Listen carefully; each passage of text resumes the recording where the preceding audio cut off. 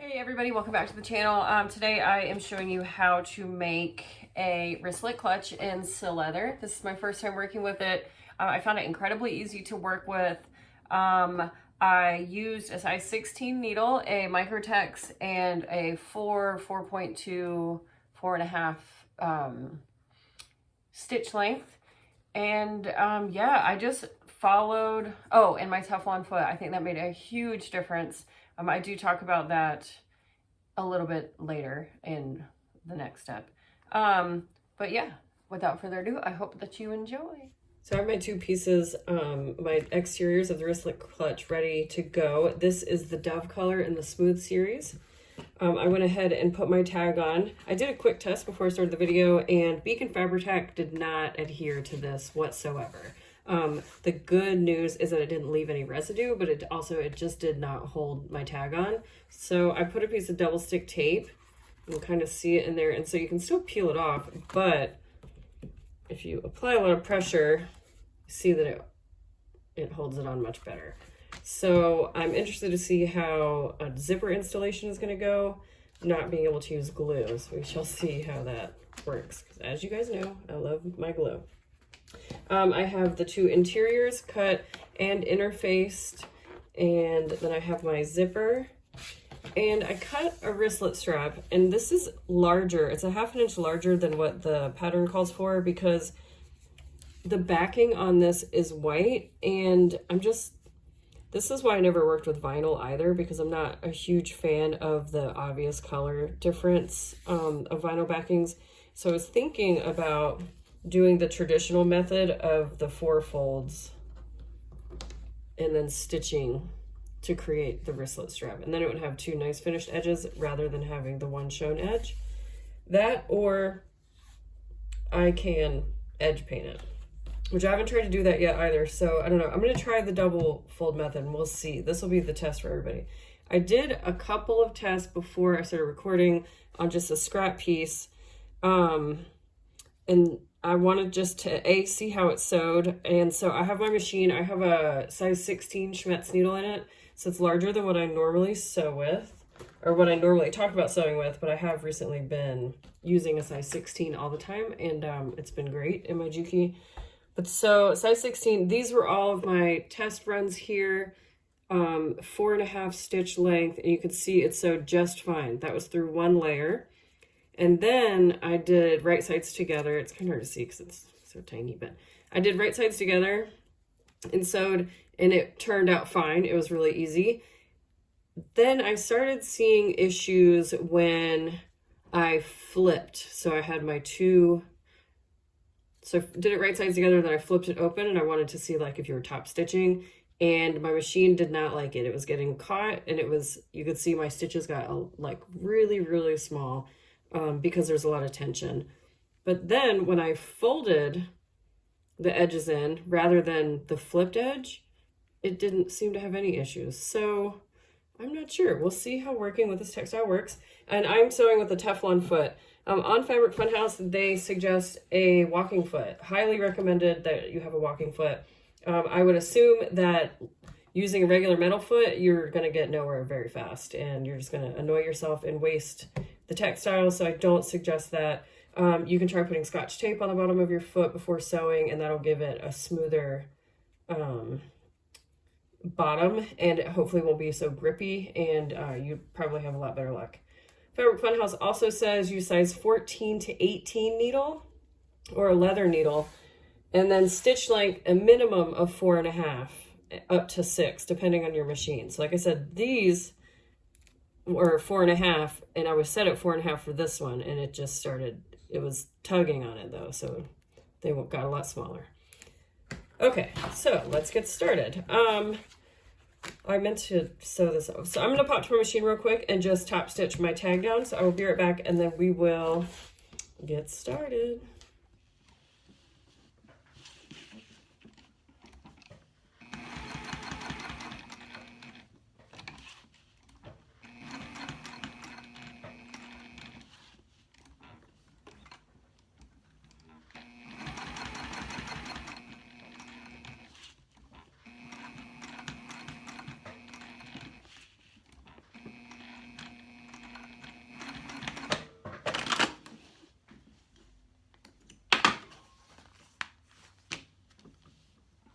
Okay, so get your zipper, your front piece. I always put my tag on the back, so I'm gonna do the side that doesn't have the tag, and then one of the linings. And then we're just gonna make the classic zipper sandwich here. So zipper tape right side down, centered. My zipper is the same exact length as the wristlet itself, so I need to be really careful when I'm sewing so that I don't sew over the stops, or else I'm going to break my needle.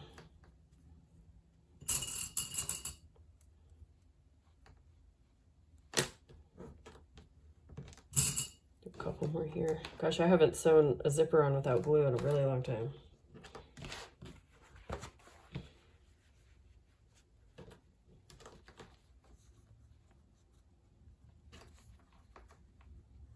So the Sileather is very soft, very supple. It does not have any sort of firmness to it whatsoever. It's very pliable, which I think is cool, but I'm interested to see how it works as a clutch. I do have 808 on the back here, and I really severely miscalculated, so it's not all the way down to the bottom, but don't tell anybody. But yeah, so we'll see. I just wanted to see what my standard go-to interfacing would, like what kind of structure it would provide on a textile that is so soft and supple. All right, I'm gonna pop to the machine and we will get this zipper sewn down. I realized once I got over here, normally I always sew with the cork or my main textile side up. So I need to flip all of my clips. So I do wanna try, I'm gonna sew with this just as if I'm sewing with cork. I wanna just run it through the same tests, I guess. So there we go, I'm all flipped around now. Get this sewn. So yeah, it's moving right along on this backing. I'm not having any issues whatsoever.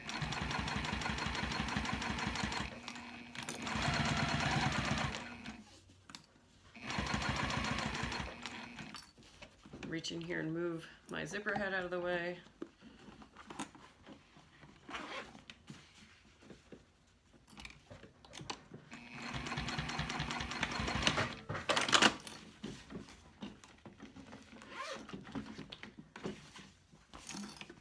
So as you can see, it stitched perfectly fine. It held its stitch length. I didn't have any mishaps and no issues. So let's flip and top stitch and see what happens. I'm going to try to finger press it just like I would with cork, but it's very springy. So I don't think that finger pressing would be a, you know, it's not going to be like wax canvas where you finger press it and it holds it. This is just, you know, I guess more out of habit. All right, so I'm going to top stitch. Let's see what happens.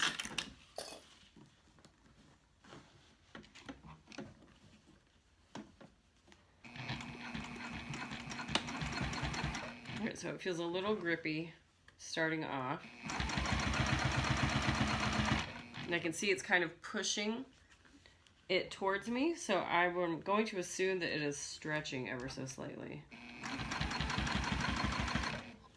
So I'm just kind of pushing down here and applying pressure back out to try to negate any stretch that might be happening.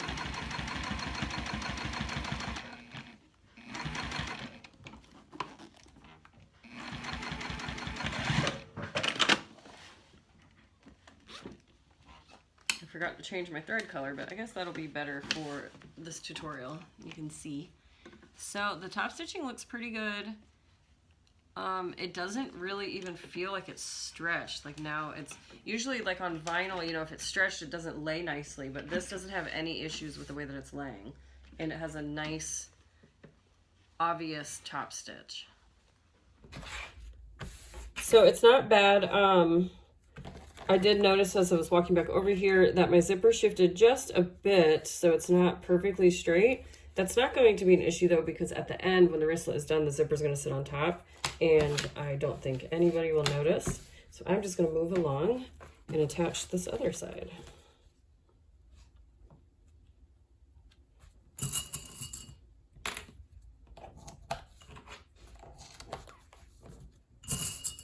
for some reason, not gluing, it just feels like very old school to me because I've just used glue so much.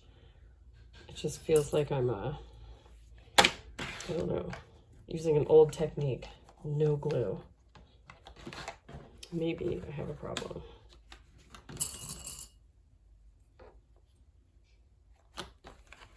And so where that zipper kind of dimpled a little bit on my top stitching, I'm making sure that I'm aligning the top edges all the way across so that it's not wavy-er on the second side.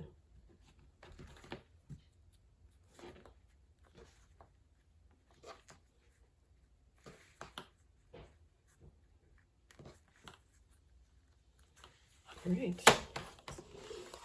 Let's sew this other side. So because my zipper head is up here this time, I have to move it out of the way before I can even start. I'll go ahead and do that. And then we'll stitch our zipper sandwich.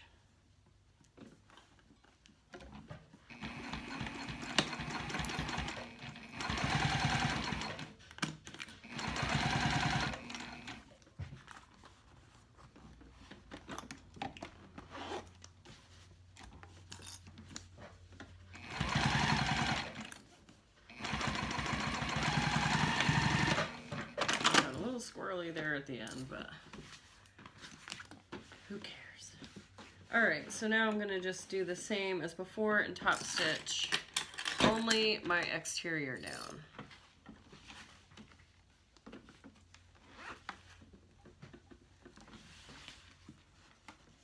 And so I'm just kind of eyeballing my seam allowance here, trying to make sure that both sides of my zipper are equally exposed.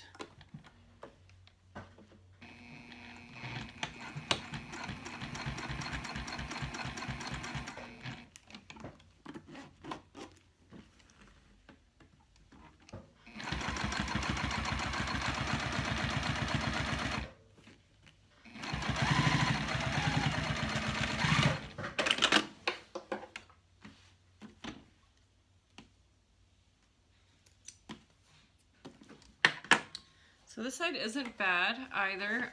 For some reason I noticed that once I got here closer to the edge, it started gripping on me a little bit, but you can't really tell until you get way down here. That's also where I backstitch though. I would say overall, not too bad. I'm gonna trim my threads down here. And we'll just give it a once over. I really did a terrible job cutting this straight. I have a hard time with patterns that have straight lines when I'm trying to cut the straight line, because obviously I cannot do that. So that's why I'm not really a quilter. So yeah, it's not too bad. I feel like it looks pretty good. There is, yeah, just a little bit, you can see here where the threads or where my stitches get closer, and that's something was happening, something was grippy in there. But overall, I think that it looks pretty nice. And it's still laying nicely, so that's a nice surprise. I was expecting it, when it was kind of shifting on me, I was expecting it to be all wonky, but it really isn't.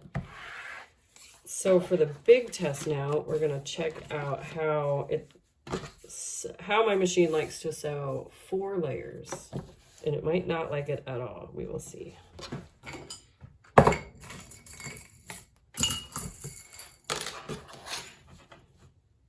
So I'm just going to do the fold in towards the middle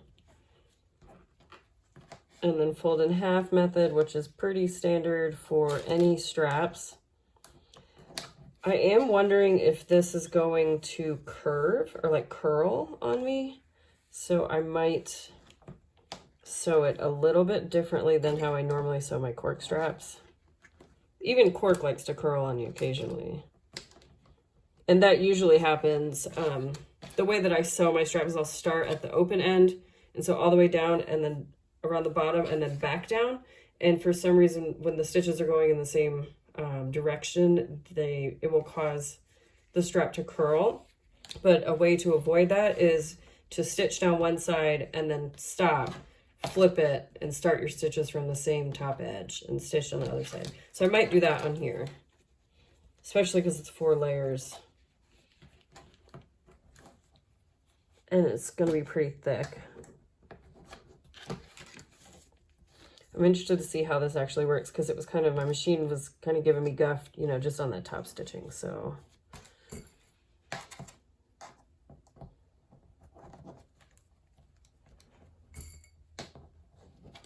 all right, so yeah, it's kind of already curling on me just from being clipped. That could be my fold as well because it obviously I didn't really measure it. I just eyeballed it. But let's go stitch it and see what happens. All right, the moment of truth. I am going to extend my stitch length to, let's see, it's 5. It's 2 clicks above a 5 on my Juki 2010. I'm not going to sew across the short edge like I normally do. I'm just going to start on the folded edges here. I'm just going to start here on the right hand side and sew down.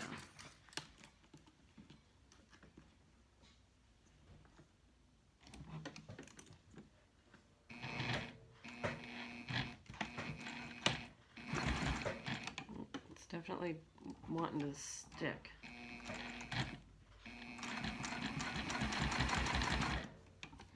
So the Sileather is shifting on me a bit. Just gonna get it back on track.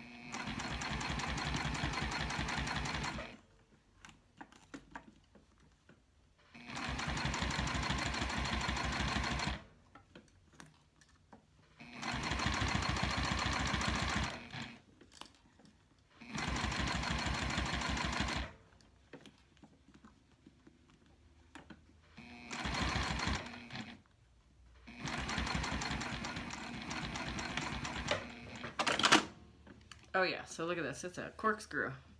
That's just from stitching on one side. The top stitching itself isn't terrible,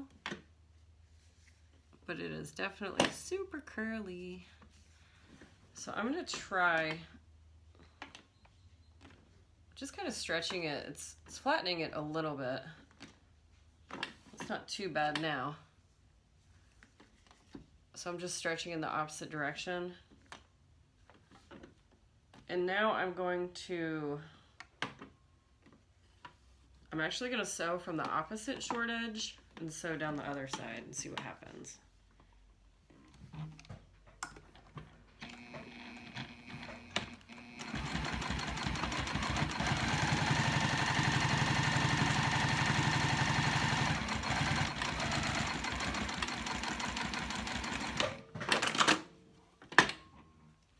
So it's still curly, but the double stitch looks pretty good.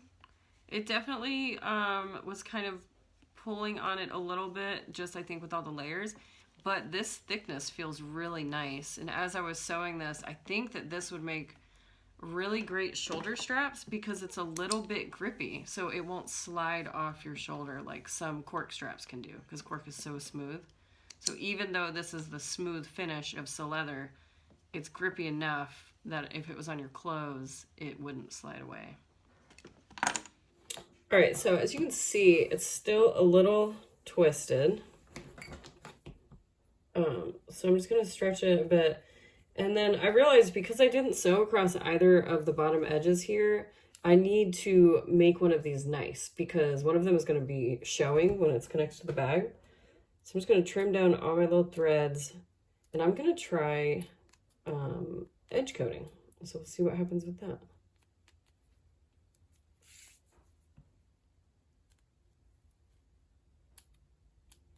Normally when I make straps, I sew down and across that bottom edge, and I don't leave it like that.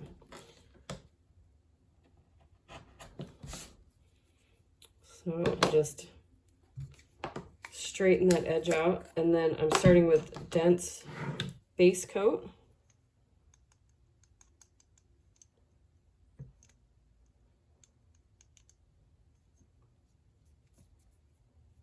So there we go, we have one layer on there, and I'm gonna let that dry, and then I'll be back.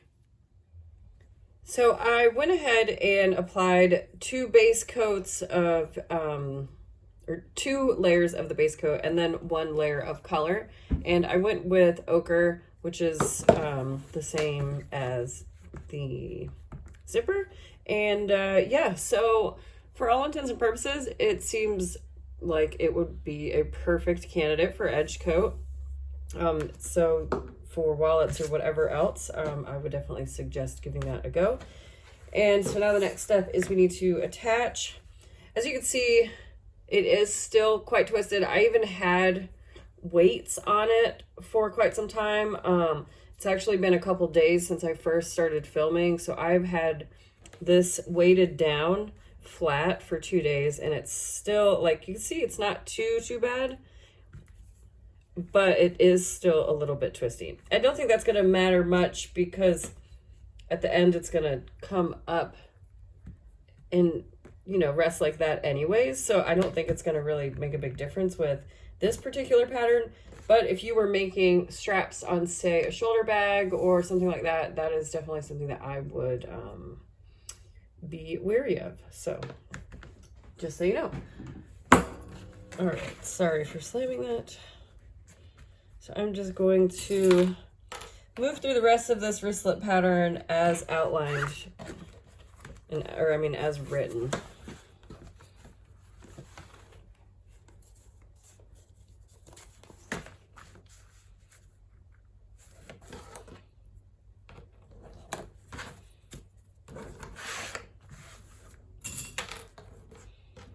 All right, so I got it all clipped, and now next step is to go and stitch all the way around.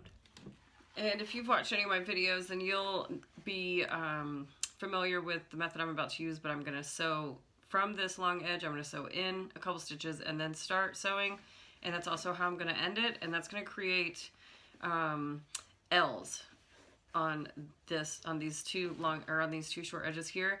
And the L's, whenever I flip it through, it's going to create a nice shelf, and it'll fold that seam nicely inside. Sorry if that doesn't make sense. You'll see if, you know, once I do it, you'll understand. Oh no, I have a robo vacuum, which is probably one of my favorite household purchases ever, but it always moves my sewing foot really far away from my foot. Anyways, let's get to it.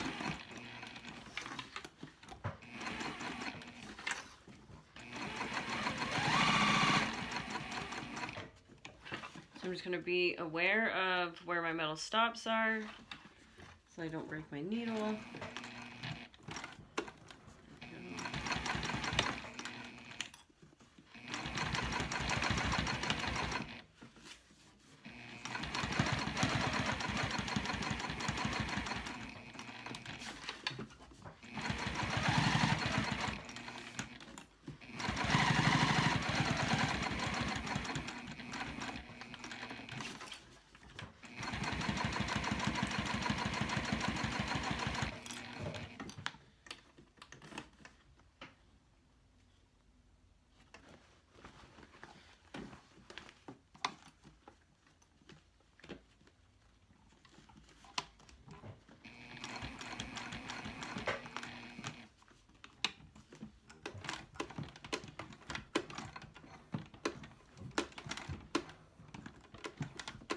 I'm just hand cranking it right now. I just wanted to be really careful over that, the zipper end there.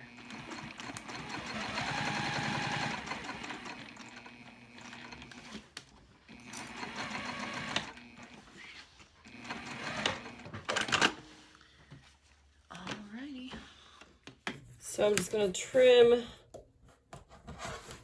all of my edges down, and then my zipper tape, I'm going to trim my zipper tape with my pinking shears though, so I don't dull my rotary blade.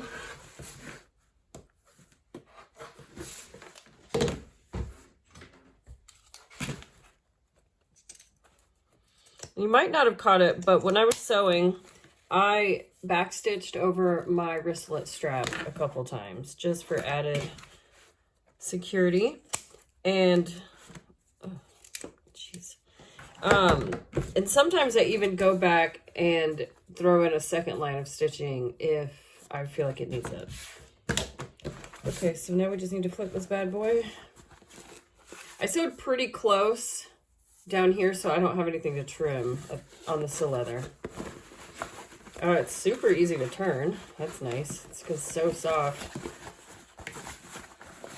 It's a nice change from cork and vinyl and leather, I'm sure, depending on which leather you're using.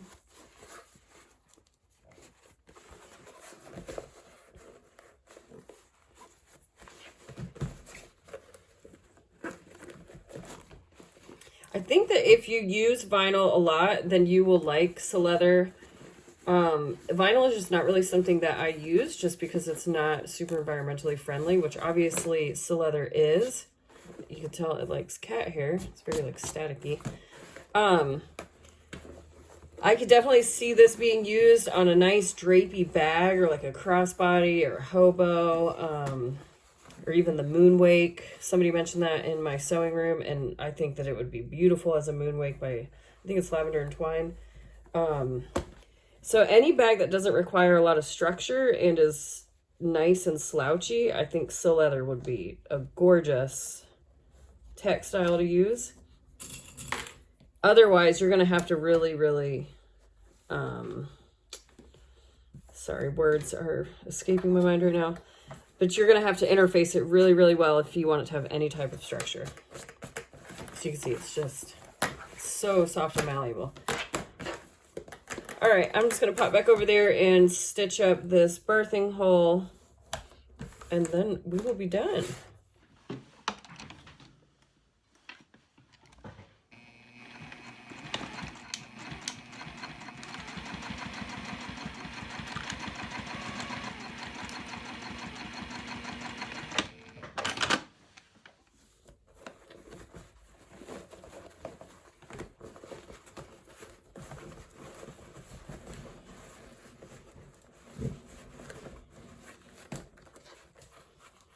So tuck your interior back inside and then flip your zipper edge out. I like the angled look, so I always fold this other side in. And then we just need to add the hardware and this guy will be completed. I'm going to use silver. I can find it. Here we go.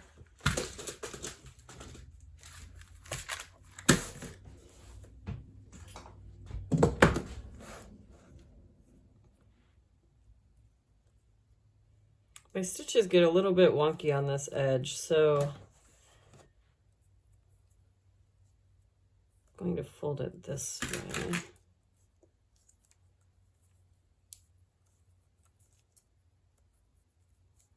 So it's like sticky on hardware.